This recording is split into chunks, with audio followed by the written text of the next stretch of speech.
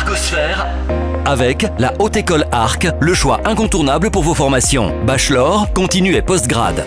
he-arc.ch. En 2022, au SIAMS, le conseiller fédéral Guy Parmelin découvrait le prototype du Microline Lab. Depuis 3 ans, une micro-usine permet de tester des approches de l'industrie 4.0. C'est ça, le Microline Lab de la Haute École Arc. Et pour parler des différents challenges liés à ce Microline Lab, on reçoit aujourd'hui Christelle Poty. Bonjour. Bonjour. Vous êtes adjointe scientifique, membre du groupe de recherche en ingénierie et gestion industrielle. Alors, on va commencer par le début. C'est quoi ce Microline Lab, cette micro-usine? Alors, exactement, on va commencer par le début. Parler du Microline Lab, alors le Microline Lab c'est beaucoup de choses. Microline Lab, avant tout, on avait comme but de se dire, dans l'horlogerie, on a des machines qui sont énormes. Comment réduire finalement la taille des machines à la taille des pièces horlogères qui sont toutes petites, qui sont même minuscules.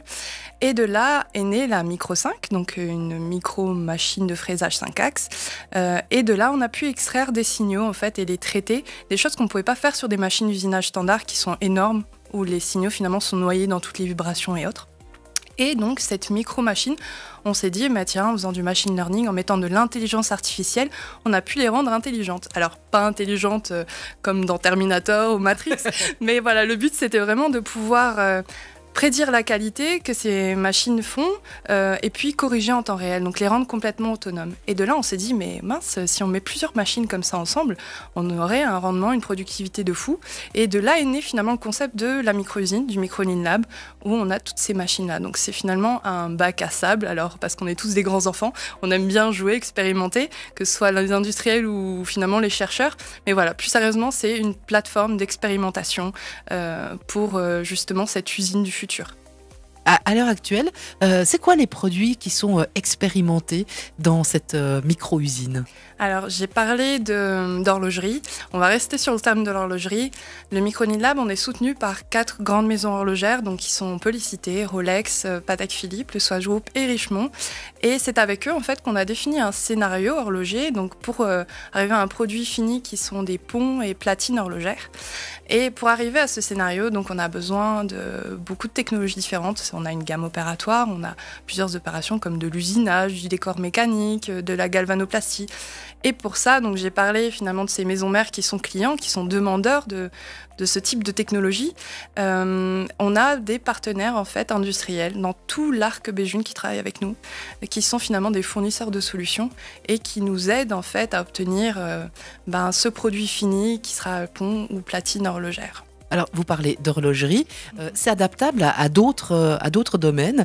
Oui, tout à fait. Effectivement, comme je disais, finalement, le Microline Lab, cette micro-usine, c'est plein de processus en fait qui sont liés les uns aux autres, qui sont autonomes, mais qui sont gérés finalement par un espèce de cerveau central, on peut dire. Donc, si on adapte ça à d'autres domaines, c'est complètement applicable, comme le médical. On fait aussi du stockage de données sur de l'ADN par ce genre de procédé. On peut aussi faire de l'assemblage de micro-composants complexes. Donc, c'est vraiment adaptable à beaucoup de domaines. Là, on se focalise sur l'horlogerie, c'est le scénario initial, mais effectivement, il est étendu à beaucoup d'autres domaines.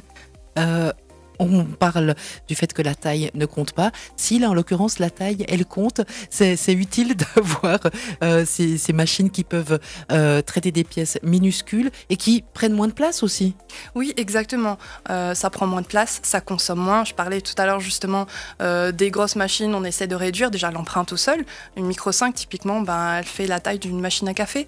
Elle consomme comme un aspirateur du 300 watts alors qu'on est habituellement sur du 10 kW. Donc c'est un gain de place, un gain énergétique qui est assez considérable. Oui. Christelle Poty, on vous remercie beaucoup d'être venu partager ces instants avec nous. À très bientôt. À très bientôt. Arcosphère avec la Haute École Arc, le choix incontournable pour vos formations. Bachelor, continu et postgrad. he-arc.ch.